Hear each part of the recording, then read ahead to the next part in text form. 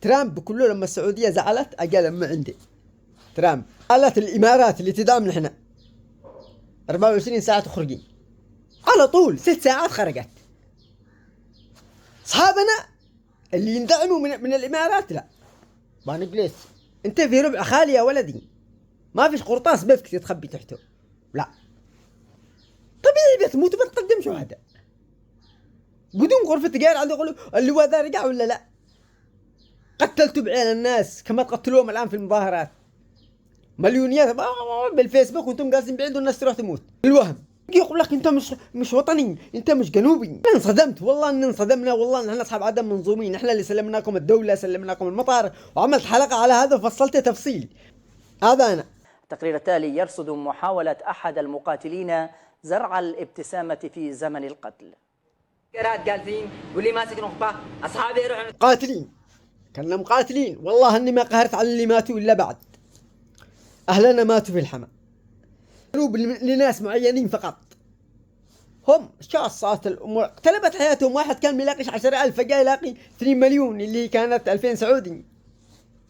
والله بقدس بقاتل. طبعا ما يقاتلوش الان شوفوا عشان مصالحهم اللي يفقدوها، لا عادوا بيفقدوا مصالح في معاهم اراضي وبيوت وحاجات حق ناس. هم ذي يعدل الفوضى كلها عشان هذا ما يخرجش.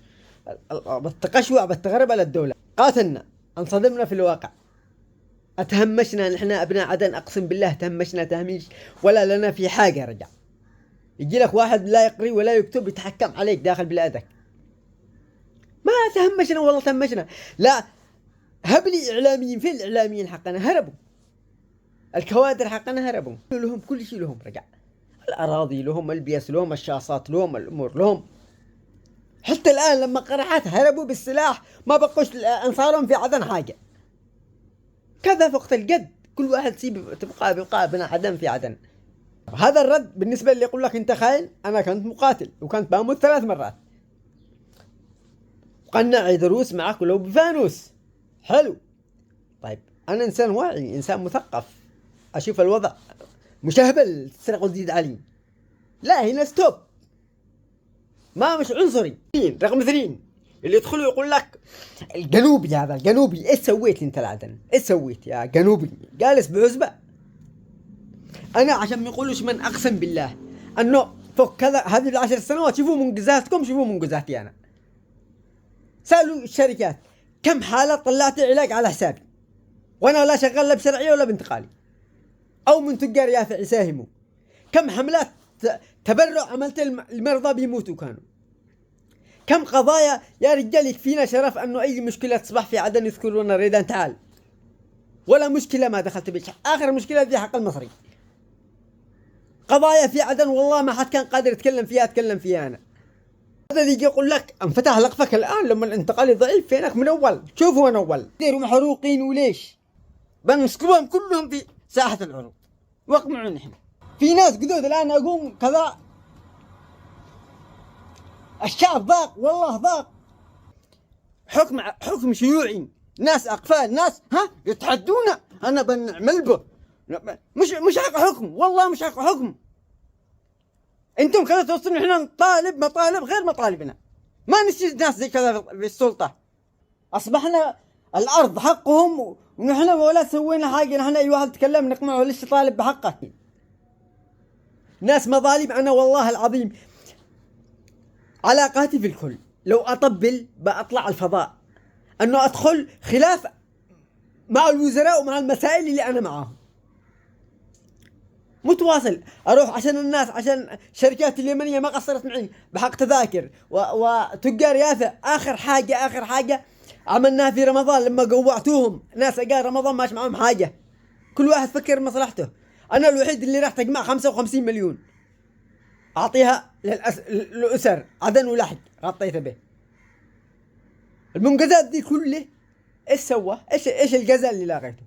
لاقت الجزاء اول جزاء شل الراشن هي من جيبي كذا. ما نقدر نوفيك نطعن فيك كذا. انت خلفنا بنخونك. هذا اللي ذكرته والله مشرب اللي عملته بمساعدة ناس ما انكر. ايش اللي سويت انت؟ ايش سويت بالجنوب؟ والله ماشي مشكلة بين مسائل ولا بشركة في عدن لو تواصلت معي. ايش اللي سويته يا جنوبي؟ كن عبد لله نفاع للبشر، مش تروح تضرب بالناس تموت، تنصح الناس يقول لك انت خاين انت عميل. يا رجال الحرمة اللي جلست تبكي عند المسائل ابنه يجوبنه تبادل مش راضين. اقل لي تبكي لما البيت وانا مواطن ولا معمي حاجة ولا قادر اسوي له حاجة، بس لاني مني وفي ايش راح سويت. طلعت لما صنعوا وتواصلوا مع الاسر والله شافونا انا الملاذ الوحيد، وجالس دابش وقصف اسرائيلي فوقي وانا مطلوب في صنعاء. عفوا عني ودخلت ودابشت، هم عفوا عني، اصحابنا لا، روحت لهم بكذا اسرى. والله اني لما خرجوا 2 اسرى هم اثنين والتصاوير والدرون لانه واحد من عدن ايش راح يقولوا؟ راح ينزلوا الصورة هذا حقي سريع، وراح ينزلوا حق المؤمرين حوثي انه تحت المراقبة، انه تحت الجهات الامنية. خرج الناس يا ولدي، ما حد فاضي للخزعبلات اللي براسك. خرج الناس، ناس من 10 سنوات محابيس مش قادر يعمل منجزات يسب لمنجزاتك. هو ده اللي لاقيناه على الجزا ذا كله. انا الان اضربه اللي بقول لكم ذا كله اضربونه بالاصحاب عدن كامل هذا، وانا عملت ايش اللي لاقيت الجزاء. طالب بحق ايش تدروا ايش الجزاء هذا. تفاصيل اعتقال اليوتيوبر العدني ريدان باسل. عناصر تابعة للانتقالي تختطف الناشط ريدان باسل على اختطاف اليوتيوبر العدني ريدان باسل في عدن. اعتقال اليوتيوبر اليمني ريدان باسل. اضافت قوات الحزام الامني المدعومة من التحالف السعودي الاماراتي اليوتيوبر ريدان باسل على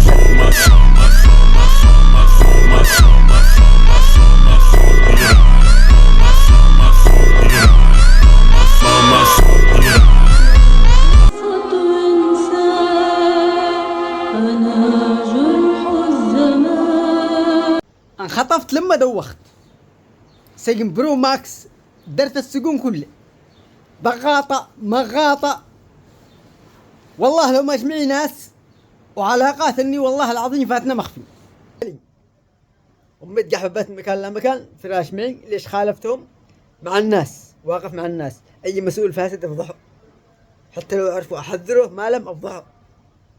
اي واحد اقول له ذا الجزاء. هم ما يشتوش هذا النوع، ايش النوع الأعمى اللي يطبل الجنوب جنوب كذا، يضربون بيروح مظاهرات مليونية الحماس، مليونية الكباش، مليونية هذا الجنوب. بالنهاية يجي واحد يجي يقول لك ليش ما تشيش جنوب؟ ما شفتش اللي احنا شفناه. عيش دورنا يوم واحد، انت عايش دور فوق الشاص السعودي يجي لك. عيش دور انك تعمل تلاقي بالجزاء. والله ما اشتي ولا اشتي ابوه، النوابه جنوب اكثر منك، لكن في مخمل ما حد بيزيد عليه بشعارات كذب. جنوب الناس والناس لا روح انت ضحيه، احنا كباش الفداء والجنوب لهم. الان شوف الان لو اقل جنوبهم بيرجعوا، ما جاش خذوا خلاص. بس انت بيدك يلعب بك، خرج سوي لي، خرج عمل لي. طيب لما كنت بالسلطه ليش ما عملت ليش؟ الجنوب معانا ما لناش، ما كانش الامر لنا. صراحه لك تقول الهدر الفاضي حقكم، بس فالحين تخونوا. ايش سويت انت؟